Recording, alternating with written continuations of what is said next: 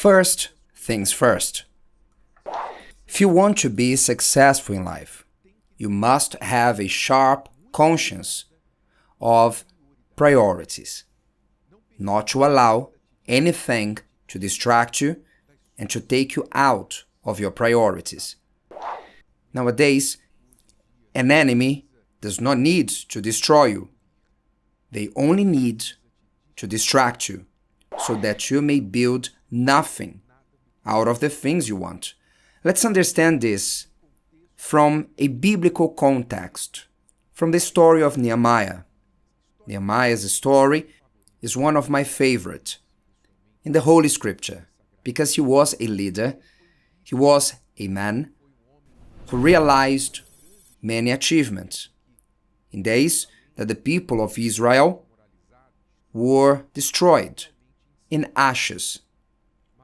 However, with attitude, focus, a sense of priority, with firmness, Nehemiah lifted a city from ashes in only 52 days. Here is a recommendation for you to read this story in the book of Nehemiah, which is not a long book in the Bible, and will bring you precious lessons.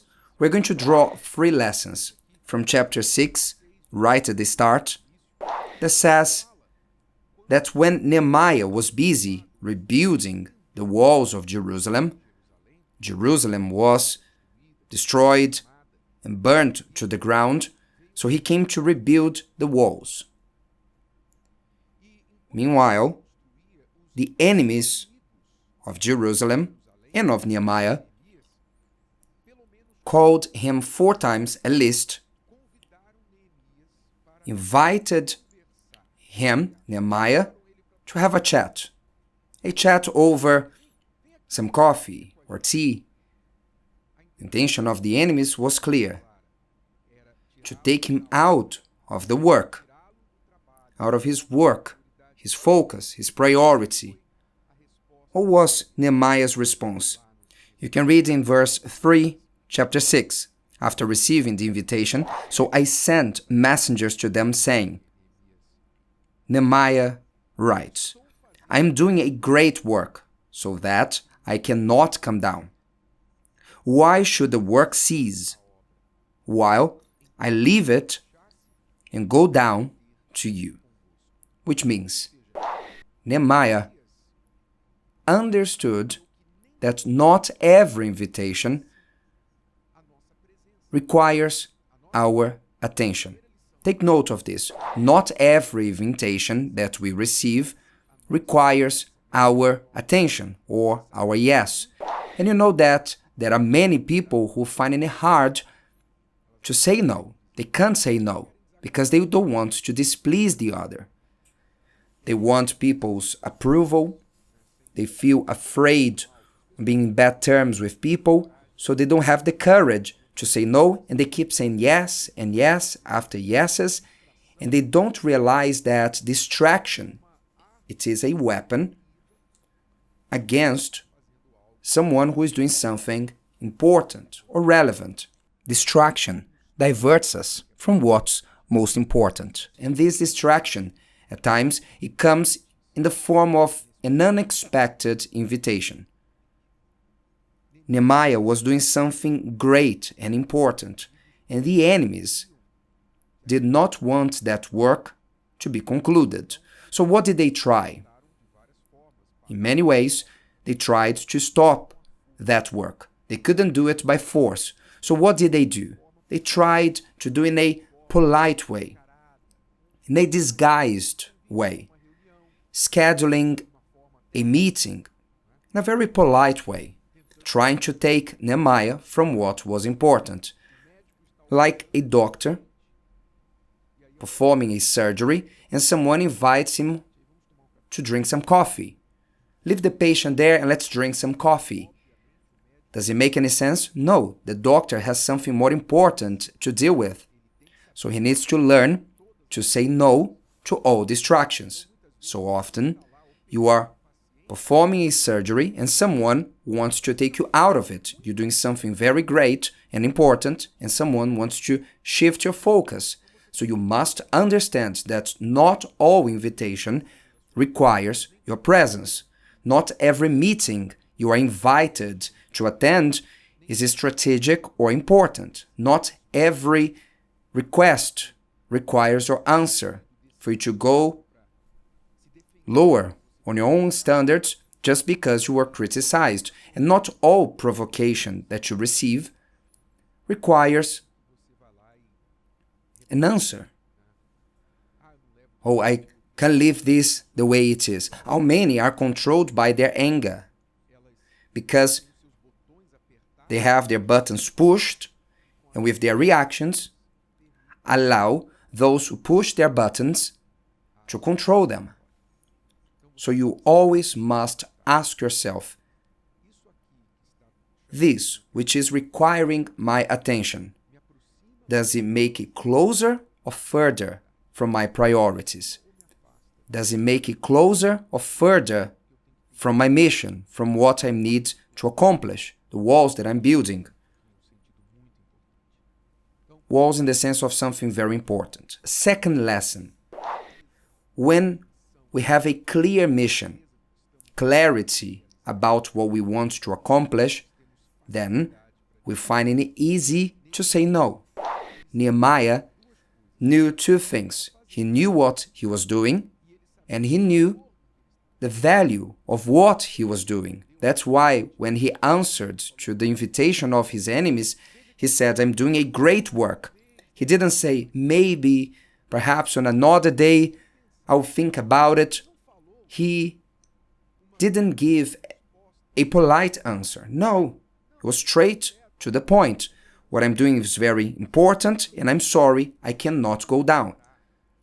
He knew that to stop that, it would be wasting time. And he couldn't allow others to control his schedule, his priorities. So this teaches us, those who are not in control of their own lives and priorities become hostages to someone else's schedule. People want to rent your time and take you away from what's important, so that you may focus on what is important to them. You must pay attention to this, because those who have a mission don't react to invitations and distractions that come to them. Those who have a mission and purpose remain with their focus on what they are building.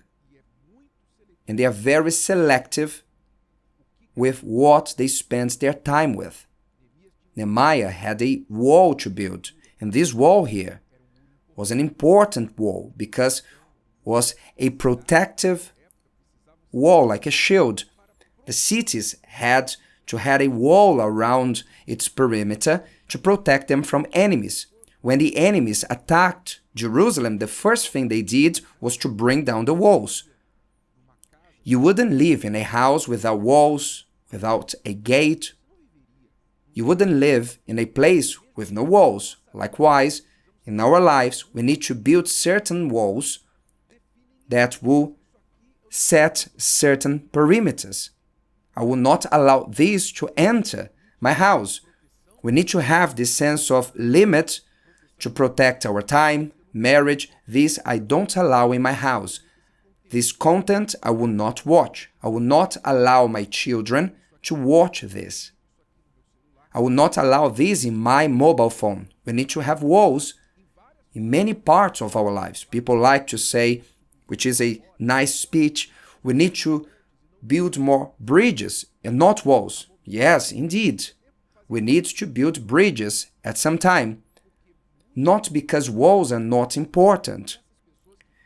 These people who usually say you need to build bridges and not walls, usually they live behind big walls that surround their houses. Be careful with beautiful speeches out there that have the intention of making you not to build the important walls for your life. There are important walls in our lives, even for society. Because of walls being brought down, our society is becoming a mess. Things that before was an absurdity now people allow to happen because people are losing the sense of limits. And if you allow walls to come down, dear friends, you allow anyone or anything to invade your life, it becomes a mess, a confusion. We cannot allow evil or an enemy to enter our lives, destroy our lives, because we're not careful enough, like Nehemiah was, to build a wall to protect the city and the people who was living there. So this second lesson, those who have clarity about their mission, they find it easy to say no. When you don't decide your priorities, someone else will do that for you. And the third lesson is, you see that the enemies sent 4 invitations to Nehemiah, which means enemies are persistent. When there's persistence with distractions, there is always a bad intention behind it. That persistence with distraction has an agenda, has a purpose.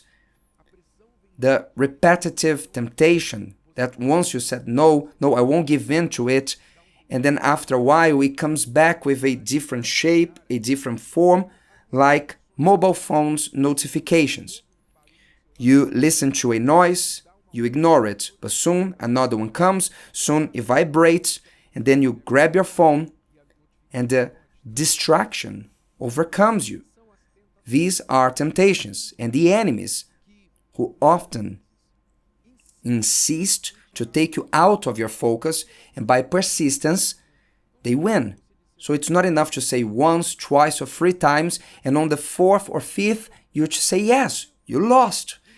The enemy knows that you will say for 3 times no or 10 times no, and then later you say a yes. For you to overcome the enemy, you need to be constantly, at all times, overcome the persistence of the enemy with your no. It is no, and that's it. It's over. This persistence is what helps us to overcome. So, concluding what we said, if you are focused on building your family, rebuilding your marriage, you are repairing your spiritual life, you are focusing on getting closer to God, seeking His presence, communion with God, you are focused on coming out of debt. This year, I'll become debt-free. Never again I will have debt. You are focused on building a wall in your life, restoring something in your life. So prepare yourself, because you will receive strategic invitations to draw you out of your focus. You will receive too good to be true proposals. They seem to be good, but they are just traps to take you out of your focus, and you will always have a queue of people wanting to talk to you. Just 1 minute. A chat over some tea. Don't forget that these attempts are not neutral. They have an objective to take you out of the wall, so that you may be vulnerable and you may build nothing, and the enemy is the one who will build on top of you. If today's video helped you and you know someone that could benefit from it, share it with them, and if you haven't subscribed to the channel, you may do so now. See you later.